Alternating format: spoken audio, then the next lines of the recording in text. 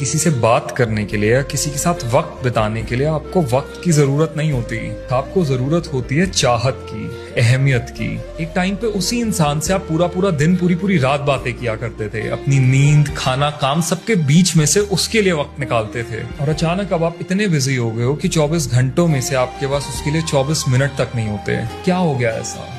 कुछ नहीं यार, बस अब वक्त के साथ चाहते, अहमियत और प्रायोरिटीज बदल गई। वरना जिनके साथ हम सच में खुद से वक्त बिताना चाहते हैं ना, उनके लिए हम कहीं से भी वक्त निकाल लेते हैं।